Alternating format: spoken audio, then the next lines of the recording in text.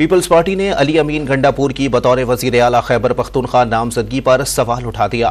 Peoples party के मरकजी रहनुमा फैसल करीम कुंडी ने सवाल किया कि क्या 9 मई में मुलव्विस शख्स वजीर आला खैबर पख्तूनख्वा हो सकता है। यही सूरत हाल रही तो सानहा 9 मई में मुलव्विस शख्स वजीर आजम का उम्मीदवार भी हो सकता है।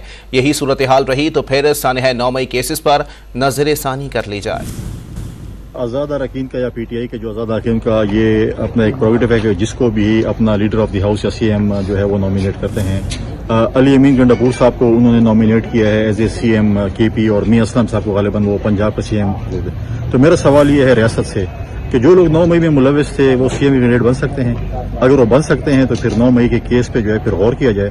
फिर जो अगर ऐसे किस्म के अगर कल कोई वज़ीर-ए-आज़म कैंडिडेट आ जाए 9 मई में मुलव्विस हो या किसी और केस 9 मई के केस का जो है फिर दोबारा ज़ेर गौर आना चाहिए। क्योंकि जो 9 मई में मुलव्विस है हमें तो ये कहा गया था कि 9 मई में मुलव्विस है उनके साथ जो है निपटा जाएगा।